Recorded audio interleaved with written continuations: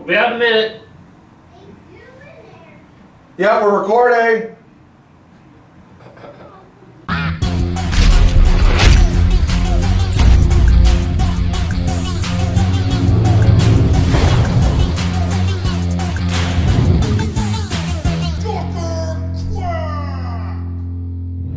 What's up, everybody? Welcome back to the Dr. Quack podcast. Got an extreme panel here with me. Of course, with me, the manager of champions, Mr. Eric Nelson, Stranglehold Entertainment, and our guest today, Mr. Cueball himself. Thank you so much for coming on board. Oh, yeah, and class of 2020 Stranglehold Championship Wrestling Hall of Fame. I'm telling you, man. Well deserved, well deserved. Yeah, congratulations. You know, Thank you. it is becoming a good list, definitely a very important list there with a lot of great people that were involved.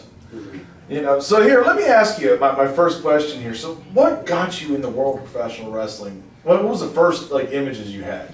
Well, the first images, of course, growing up, my parents worked all the time, so I'd have a sitter, which was close friends to the family or so, or whatnot, and man, she, the woman that used to watch us, had it on wrestling. Saturday night, that's where it started. Saturday night, of course, WWE, never really got into WCW, of course, until the NWO come around. Then, of course, like any other wrestling fan that watched WWF at the time, I flipped over and took a look, because it's headlines. Right. Monday Night Wars are arguably the most highest selling annual professional wrestling history. Yep. So who was your favorite wrestler growing up? Oh man, I ain't gonna lie, it's gonna rub a lot of people the wrong way, but Chris Benoit. Chris Benoit. One of the best in the game. That was facts. That was truly one of my favorites to watch as well. I mean, he just exemplified technician. Absolutely. I tell any promoter I work with, they're like, "What do you give me?" I say, "I give you Chris Benoit and Kurt Angle put together." Yep. And that, right off the bat, they're like, "Oh shit, this guy!" I already set the expectations high, but that's what I plan on doing. Any promotion I went into at the time. When I went there, you were getting the main event guy, whether I was at the lower end of the card or whether I was at the top of the card. That's awesome. So when did you start your career? I mean, you started training. Who trained you? All right, we'll go back to, of course, 2002. I graduated. Okay. Did a little bit of, working the shoot job and all. Of course, I always had a high passion for wrestling. I got connected through some people with a guy by the name of Joseph Lavender, which is also in the film business, as right. Most everybody in Georgia knows. I hooked up with him, and of course, he was hooked up to Jake Slater at the time. Anyway, we did some stuff on some mattresses. That's a funny story. Imagine us all three out there bumping on some mattresses and all kinds of stuff, plywood, and anyway, that's how I learned to bump originally. I wouldn't say I got screwed by Azimuth. I didn't give him a lot of money, but he did take several times with me and met up with me, and also had Jake Slater with him. So looking back on that, like I said, didn't give a lot of money. It was a good investment, but overall I knew it wasn't everything I needed. I ended up getting routed to Fort Valley from there. That's where I met Tommy Too Much, and that's where he laid down the basics, pretty much taught me the basics. And man, since I've been, when I walked in the door at AWN in 2004, I learned a lot. Like I said, the basics from him, but after that it was the Slaughter Pits. Sam Slaughter, Pitbull. Learned a great deal from them, probably learned more from them than, definitely more than Azimuth, and more than Tommy, no offense. Tommy was the head guy, but taught me the basics, and then it seemed like everything else was on Sam and Pitt. And then from there, man, we could talk, like going on 2 or 3 years after that, I ended up hooking up with Jake Slater again and Mike Payne down in Tifton. Did the 2 years into the business, you never stop learning in this business. No, definitely not. 2 years in, I hooked up with them, and of course, that's when history started. That's when I met Joey Kidman, started getting in with him. Watch out! Yeah. Started mentoring Kidman, and man, we really, once I hooked up with Jake Slater and had all this training from Tommy Too Much, Sam and Pitt, now I'm getting it from Mike Payne, one of the biggest big men in the state over the last decade for sure. Then Jake Slater, of course, traveling everywhere at the time. Once I got with them, definitely started seeing main event level talent any time I performed. That's awesome. So you had a lot of great hands in there that helped craft your career. You know, who was your first opponent? You know what? This is kind of crazy. Rest his soul. He just passed away not that long ago. Adrian Washington, Paul Phoenix. Paul Phoenix, yep. I remember that match. The Angle, Not a lot of kids, trainees coming up into the end, usually don't get right in an angle. You're going to squash pretty much the first year of your career. Facts. It's just how the business rolls. They took a little, they saw something in me from the get-go. They said, this is what we're going to do with you. We're going to put you with Jay Smooth. We're going to put you with Kimbrough Jones Burkishi. And we're going to put you with Adrian Paul Phoenix. Okay. We're going to do the brotherhood. You're going to be a white guy in an all African American group. How did that get over? Oh my God. Oh, like so like hotcakes. Were you intimidated by this, or were you you're excited? How are you feeling about this? It's funny because I've watched a lot of documentaries and I hear a lot of the Hills say this. I wanted to be the most hated guy in the state of Georgia. Yeah, I mean that. Well, we got you there at one point. Yeah, I mean, it started off with a bang right from the beginning. There were several nights at the very beginning of where fans wanted all four of us in the parking lot. We legit had to wait literally an hour after the show before we could leave to make sure the crowd was out of there, because there were people waiting to beat the brotherhood up. Well, I remember I personally had to escort you to your car. Yep. I mean, it got hectic there. I mean, that is how you draw lightning heat. Kayfabe was strong then, guys. It wasn't like it was today. You see everything out there, and I mean, man, boy, the heat was ridiculous. Yes, it was. Oh, but good times nonetheless. So when you were doing your first match, what kind of emotions were going through your head? Well, Paul Phoenix he'd come down in and lend hand in training and stuff, so I've had to work with him a little bit. So I was kind of, I was going to be comfortable going into the first match. It wasn't going to be nothing simple. Mm-hmm. Or, I mean, it was going to be something simple. It wasn't nothing, too extravagant. Mm-hmm. I had to basically beat him to get into this group, so it was a nice little storyline played out right. So you won your first match? I did. That's weird Wow. as that sounds. Yes. That is, and wrestling. That's a rarity. Yeah, wrestling people know this. That is very rare to find in this business. And I'll kind of piggyback on that a little bit. I started with Fort Valley AWN in 2002. And I remember when this little scrawny walked in the door. 180 pounds. Yeah, but with his bald head and his pee-pee strapped on his underwear, wrestling gear. But I tell you what, been up down the road with this man right here, y'all. Long time. And obviously he is one of the voices of Stranglehold now, and one of Creative, and man. Yeah, we could have a whole podcast just on creativity as much as we've done, with storylines and anything like that. Anybody that's worked with me, man, we could, like I said, do podcasts all day on creativity. But so why did they call you Cueball? You know what? This is the part I don't like, but it is what it is. See how gimmicks are made. Tommy Too Much is the reason my name's Cueball. Bald head right off the bat, of course. Cueball! Man. Well, it was either that or Q-tip, I mean. Right, I mean, hey. You just got the ball. Yeah, and considering the storyline I was given right at the front, I was like, damn, this could actually work into this, so I was going to try to make it my thing. Of course, it was John Cena at the time was hot with the Thugonomics stuff, so I was like, I'm going to play off that. I'm going to be, everybody always wanted, not then, John Cena of course was hot, but of course if you look through his career, everybody always wanted him to turn heel. Mm-hmm. Right off the bat, I gave you, at AWN, after my second performance, you were getting to heel John Cena. That's awesome. Oh yeah, like I said, I remember having to walk you to your car. Sometimes my pistol in my hand. Yep, so where else, I know you've wrestled Stranglehold and you've wrestled for AWN. Where else have you been? Well, been a lot of places. Mm-hmm. A lot of promotions, of course. Probably ain't running no more. You see that at times. Yeah. I was very loyal to AWN, did a lot of work for AWN. At first, once I did start branching off, it was AWN and then other shows along with it. Of course, I grew up trained in the business. Of course, Eric Nelson was actually in our training class when I first come in. Yep. But there was also another guy. And if the incidents that wouldn't have happened to him would have happened, he'd be a superstar on TV right now, and that's Ricky Silver. We toured the state of Georgia, man, that first year, man, we were working 3-4 times a week. Oh yeah, easily. Talking Wayne Cannon down in SGWA. I'm talking, I can't think of the guy's name right off the top of the head. He went by Choo Choo down at KCW down in Jessup, Georgia. little later in my career, ended up hooking up with Pastor Tony Evans, ran Christian shows. Very good promoter to work for. Dusty May's another one, Dusty, Christian Premier Christian Wrestling. Premier, you and Kim were way over in that one. Oh yeah, and that was right off the bat with not even having to go over there. That's because a lot of the fan base from Fort Valley traveled a lot Here's some of too. my favorites.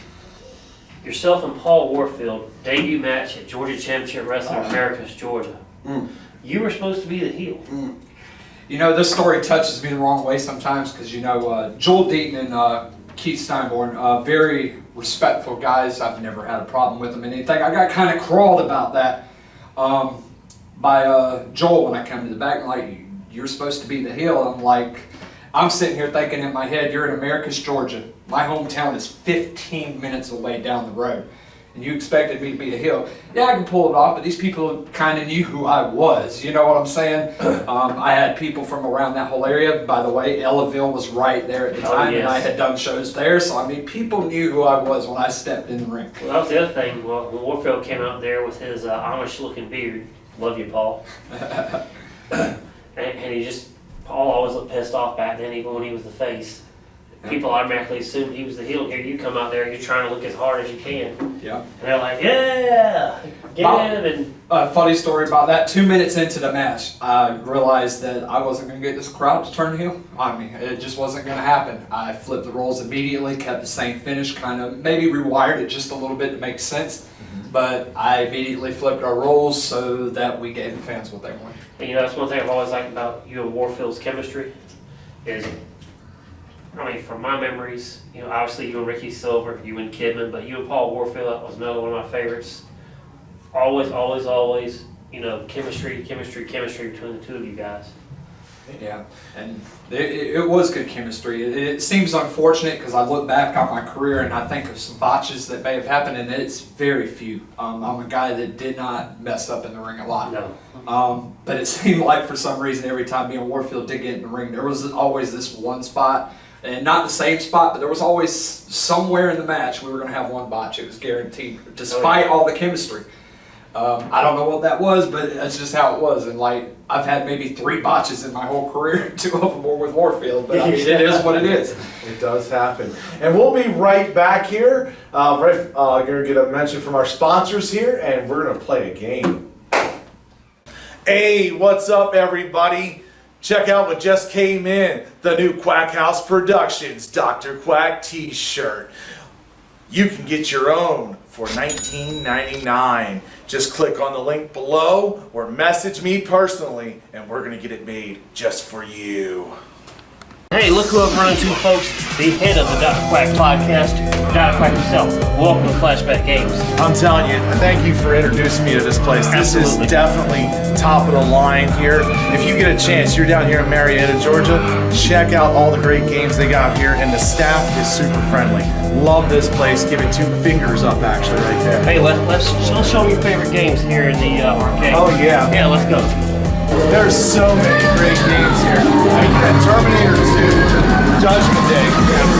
I'm telling you, I was playing this last week. Definitely one of my favorites here. I mean, definitely, you get the gun here. You're just firing away. You're going at it. You know, I mean, there's so many awesome games here.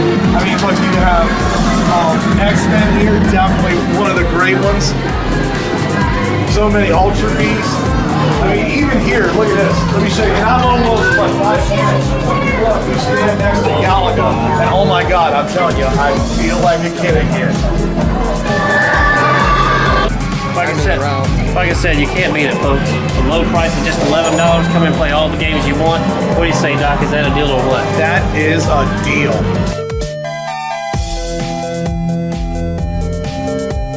And we're back here. Got my manager of champions over here, Mr. Eric Nelson. Also have Mr. Cueball, and we're getting ready to play a game here. We're going to play some word association here. I love playing this game with guests. I love to hear people's opinions. I want to throw a couple in myself on this Oh one. man. You know, so the first name I have for you is our previous guest here, Dirty Don. Oh man. His I podcast get to pay the compliments back. I watched his podcast with you guys. Did. Man, everything is right. I mean, everything he said about me, I feel, you know, Amen. I've never had a problem with Dirty Don, and probably out of any time I've had the book. What Dirty Don didn't tell you about the book in Fort Valley is, yes, we did run it. We had a third leg to that, and that third leg was a little pain in the ass. He was an up-and-comer, but man, did this kid have talent. We won't go into that name right this moment. Okay? Nelson don't like to touch that name very much, but It's okay, you can touch Yeah, it. but touch it. Go ahead. but anyway, We'll shoot here. okay, the name Michael Stevens, hell of a talent, hell of a talent. Okay. But he rubs some people the wrong way, and I understand it. Hi, Eric. Anybody that knows him, you know, we had a nice little arrangement in the booking committee. He kind of handled his group of guys, which anybody who worked with him knows who that group of guys are. And I'll say that was really my only problem with him. Is right. Okay, when you made your debut, when we did the cross promotional show, Yeah. when we brought in Tennessee, West Virginia, and Georgia. I brought the Tennessee guys because I wanted to see what Marv would do with the likes of Traven Lee, who's still one of the top guys in the independent wrestling scene today. I'll pause it for a second because this is the first time I was introduced to your name. And Yeah. that's when, when he pitched the idea originally, when I heard the names, the first one I was actually looking forward to was you, because the name, and the first thing I thought of was, I was like, he's going to be like a serial killer type doctor. I mean, that was the first impression I got right off the bat, you know, hearing it, and then of course when I see it, it's a little different than what I was expecting. And it's funny you say that. We'll talk about that in a minute, too. Right, yeah, I was a little 10 years behind on the game. I'll go ahead and be honest here, Good. since we touched on Marv here. It was not that I had heat with him, it's just I saw potential in him as you, and was like, hey, I brought these guys down here, Caleb Courageous, Draven Lee, two of the top guys in the Indies, even today. One of the founders of Tap Wrestling up in Tennessee, he's now Uncle Biff. See that, Rich? You're getting a shout out here.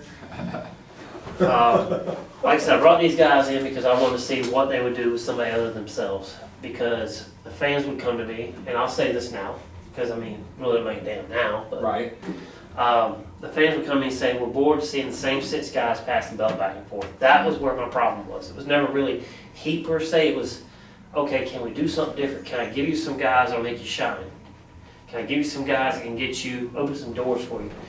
I was opening doors for you guys left and right. You know, me and Quack were working real hard on that. That's how we got Joseph Von Schmidt. That's how we got, you know, a lot of the guys that you've seen. Later, we were introduced to Ray Fury and some of the others. But, you know, in my travels, I was able to build a true network, and that was my plan. But some of those guys just couldn't get out of their own way. I got to be honest. Right. All So right, here- keep going. Yeah, thank you, Sorry. sir. It's all right. We do this all the time. We do. This is Norm. All right, let me give you another name here. Mike Money. Oh, yes. Mike Money equals Vince McMahon to me. Yes. He was the guy. He was the man that you got the answers from. That's who you went to. And that's who started us both. If I had a problem with the booker, I knew I'd go to Mike Money and get what I needed. I didn't ever think I'd have to do that. Anybody I've worked with, whether it was Tommy at the book at the time, Simon, Pitbull, and Sam, before it eventually came on to me, never had a problem with anybody booking-wise at AWN. And I will say this, where you and Mike's chemistry are concerned, as far as when you brought in as booker, and I'm not saying nothing against the other guys, so don't be offended. He is out offending everyone today.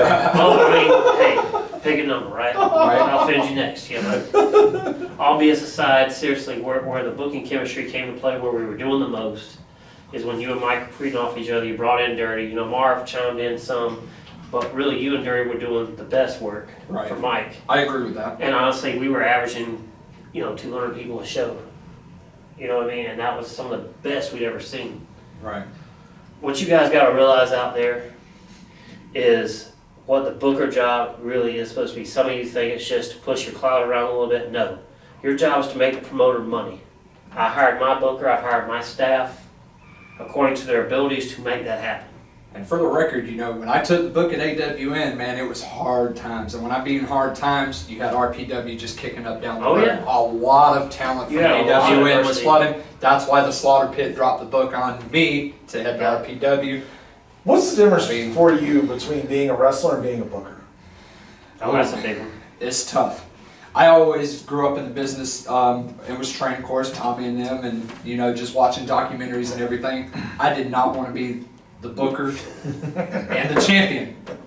No. Yeah, I that's hate that bad lines that cross. And this RPW thing goes down. Slaughter Pit are out the door, and they want to drop the book on me. Guess who the world heavyweight champion of AWN is at the time? You. Me. Yep. The first thing you want to start me out with, I'm already like, ah. Well, I'll say those were difficult times for AWN. RPW was certainly a thorn in some sides. I did get some good guys at RPW that later came to work for me. Mike Taylor, I love you to death, man. Keep doing what you're doing. For those of you looking to break into business, check out Mike Taylor. Seriously, one of the better guys in the business. And to touch on RPW, and I mean, I didn't see him as a threat right away necessarily, other than the fact they were taking a lot of our talent. To me, that was a good thing because a lot of the talent was overused. It was time to get some new blood in there. It was a good thing. Yes. I even tried to work with RPW a little bit after, believe it or not, I was tempted to go to RPW at one time. I declined the offer at the time. I was heavyweight champion at AWN. They wanted me to come in on TV and do a squash. I'm like, I'm champion 15 minutes down the road. I don't mind coming in and putting one of your top guys over. Not a problem. But a squash match, just can't do it. No. Cannot do that. So from a business standpoint, I made that decision, stuck with AWN, and ended up doing business later on with RPW. And a story I told with I brought Kyle Matthews in for a little bit of time, and I mean, he put me over, and he was RPW's middle belt at the time. I'm not sure what the middle belt was, but he actually put me over. We had Jimmy Raven interfere. Man, it made some headlines the next day. Yes, it did. One thing you never thought you'd see, is RPW and AWN working together. Right. If I'm not mistaken, that is one, if not the only time it's ever happened. And mainly probably because shortly after that time, I ended up dropping the book down to Kimbrough Jones and Michael Stevens after I left. So. Yeah, we were setting up for you to come over to Georgia Championship Wrestling, which Let me get to the next name here. I'm sorry, if I don't cut these guys off, they'll talk for 4 hours. I'm telling you, we'll be in here all day, guys. Yes, we got a lot of stories. They got a lot of stories, but I'm going down the line here. Let's go with Danny Horn. God, why does the face always have? Oh, that's funny. Like I said, I've watched the podcast you've done up there. Everybody says crybaby. Crybaby, crybaby, crybaby. I'm going to try to give you a different story of Danny. Please give me a different story. And it's going to be a little bit of a shoot. Sorry, Danny. You know I love you. Matter of fact, I will even say this before I throw this insult to you. One of my best matches I actually had was with Danny Horn at a church show we did for AW. And I don't know what it was that day, but our chemistry was dead on that day. And we had a lights out performance in front of a church show. I was the champ at the time. Of course, Danny put me over there. And anyway, very good match, man. I know you remember that. But going back to Danny Horn. Hard to work with. I wouldn't say he's hard to work with, but man, the crybaby persona is real. It's not a work. Man, all the peoples I had to... I love you, Danny. Yeah, all the people I've had to book around and try to cater to, try to make people happy, Danny Horn was a very hard man to make happy. And at the same time, you respect him, you love him, but man, the crybaby persona was real. Sometimes you want to choke him. So here we go. That's good. Next one here. Brody Manson. You know what? That's a good one. I like Brody. Matter of fact, the first time I ever met him was when Nelson brought him into Booker. I didn't know nothing much about him other than, hey, I'm bringing in this guy. Take a look at him, see what you think of him. I looked up his profile, did background search, seen the guy. They're checking you out, Brody. Liked him at first, we ran the first few shows, and I'm sitting here thinking, I don't know.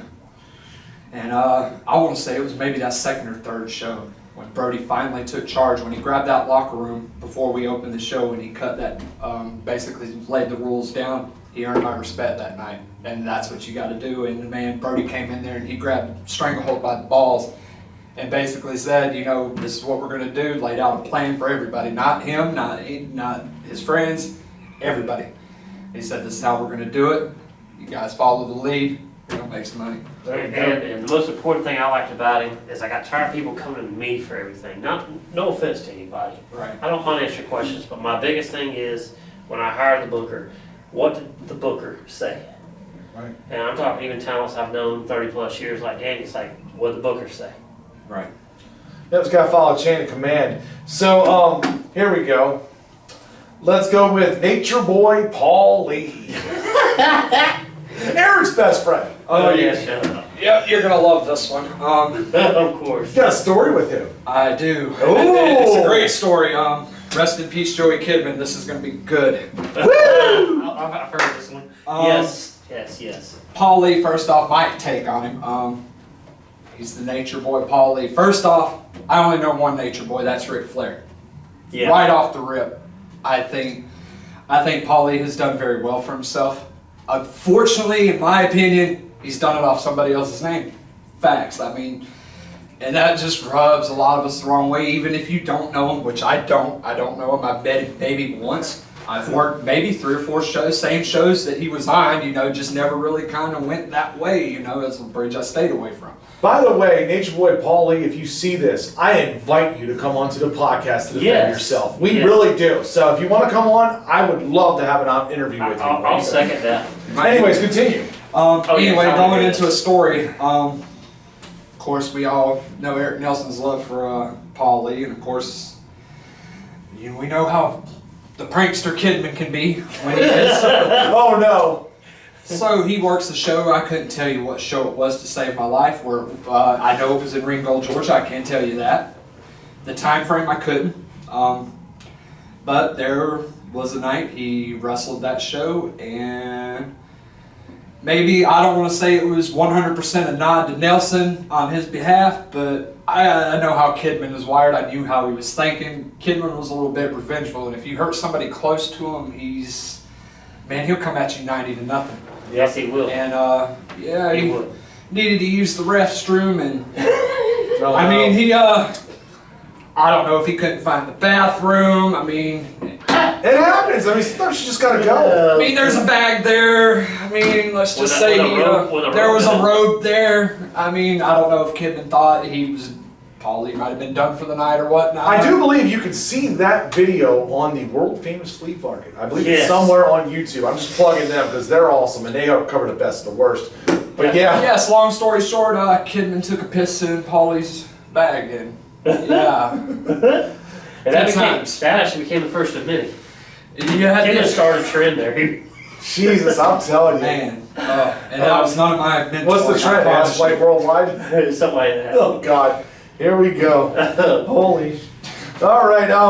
So the final name I got for you is the Stranglehold champion over here, heavyweight champion here, Extreme Phenom. Interesting. Believe it or not, Extreme Phenom and me did work an angle in AWN.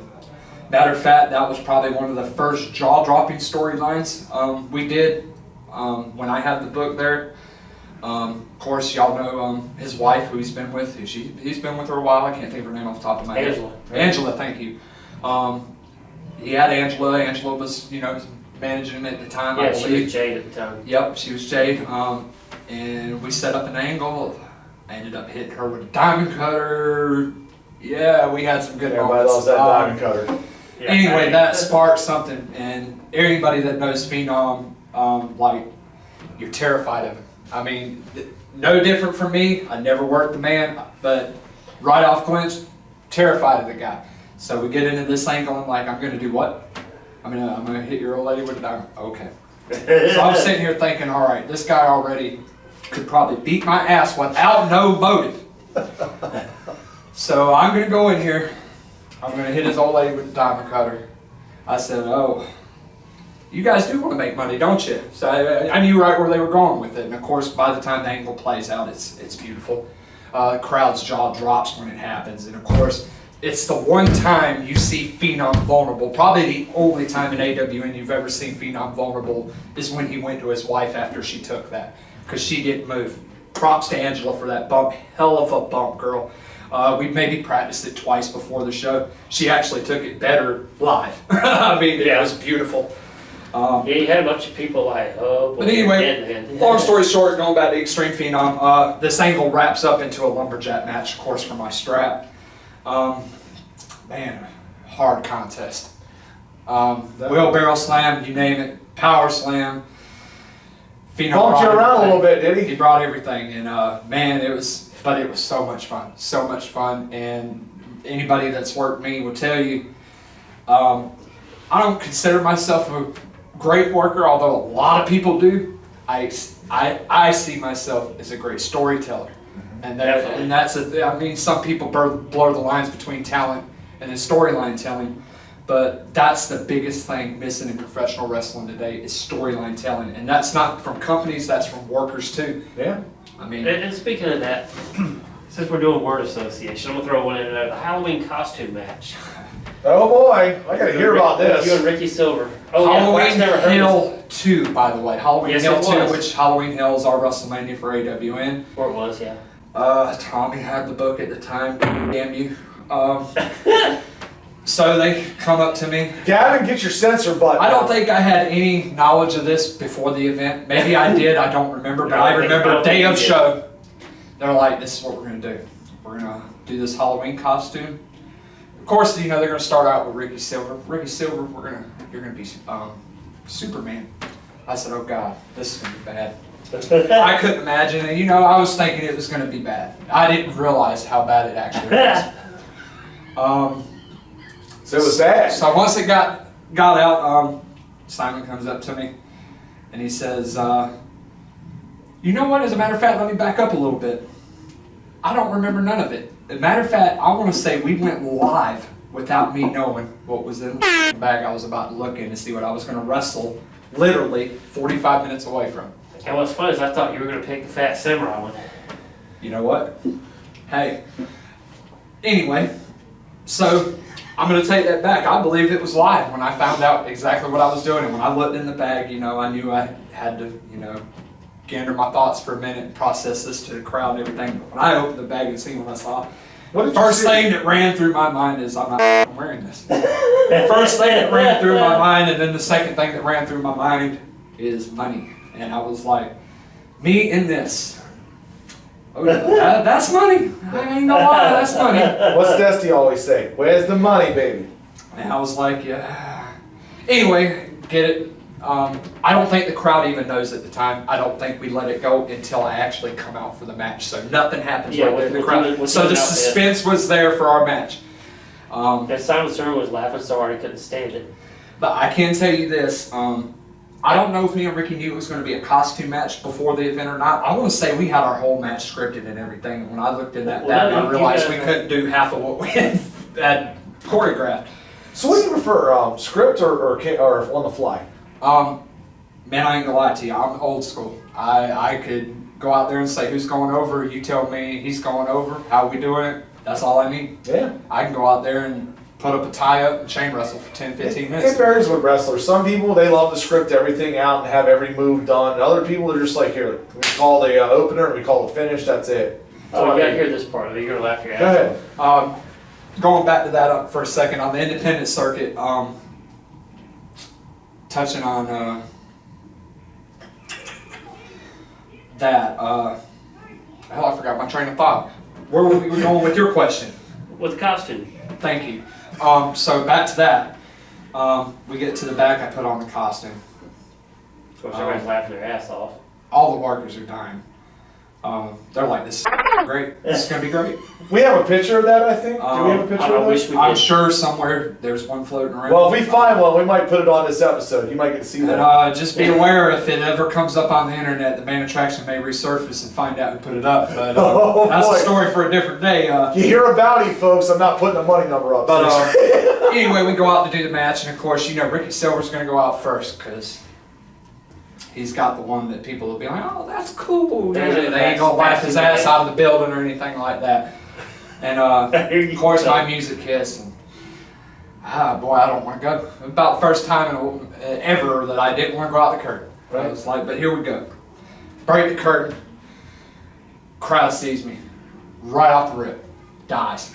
I even broke kayfabe for a second. Was like, straightened back up right away. Just put my head down. You were just shaking your head. Yep, I had to drop my head because the crowd had got me because they had busted out. You got Dr. Spence. Tell them what you were wearing. Yeah, I didn't even go into it. Yep. So that's what I want to know, man. Anyway, you would think worst case I'm thinking French maid.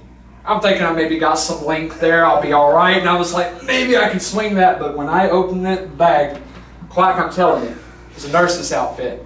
Nurse's outfit. I'm telling you, this joker was up my thighs. Literally, if I didn't have tights on to keep my shit in, my shit would have been out of my pants. Well, thank God I didn't choose you as my panties, garter belt, everything. Oh my God, I had everything, garter belt and everything. Oh my Man. goodness. If I find a video of that, we can audition him for Nurse Phoenix. What do you Oh think? God, don't scare me anyways. All right, that's enough there on that. I'm sure But I will say, in a nurse's outfit, Cueball is 1-0, baby. 1-0. Want to know? Okay, there's a record that's not going to be broken. Take that, Undertaker. You're right about that. You were right about that. God, Tom. All right, here's my final question. I got two more actually. Any advice for anybody getting into this business that wants to be in this? Listen, plain and simple. Everybody can say stay humble. Hell, they can even say stay in your lane. But if you do not listen, man, it'll be the quickest entrance into professional wrestling in your career. And we've had that a time or two set on this. Quickest entrance and exit at that. Yes. Listen, especially to the veterans that speak to you, whether they've been down the road and up the road, whether they've been in that same building for 5 or 10 years. Show everybody respect. Yes, you want to be humble, but man, listen. You heard that one. Here's my final question, because I'm curious. I ask all my guests this. What's your favorite horror movie? Like I said, I've been watching the podcast. I kind of set myself up for this, and I like someone who's prepared. I see That's a you big guys. thing. A lot of people kind of going toward a gorier effect. I'm going to give you 2 actually, so I'm going to try to give you what you want. You give me what you want. The first one to me is the scariest movie though. This will be the one you're like, okay. I saw it as a kid, so hell, to this day I haven't watched it back. So maybe my mind's fidgety on how it was, but when I watched it, maybe I was 10, 11 years old. Pet Cemetery. Okay. I don't know what it was about that. It just scared the shit out of me. That sounds I like a actually good one. lived next to a haunted house at the time, so seeing animals come back alive, that was pretty freaky. And then when that kid got ran over by the 18-wheeler, that was just so... Yeah, it was a little much. Man, You didn't see that in horror movies. No. like, I don't consider my other horror movie a horror movie. It's more or less a survival horror. Okay. I'm a big Resident Evil fan. Take a lot Okay. out on a movie. Not as good as the game or the book, but the movie, it is what it is. I mean, I enjoyed it. We might even have that out there. Maybe. Oh boy. But a very good game. Very good game. I see his head spinning. But I want to thank you all for coming in here and checking out the podcast with Mr. Cueball here, Mr. Eric Nelson on here, and I'm out. That's right. But real quick, All right. special thanks to Flashback Games for sponsoring this podcast. And Oh, I'm out.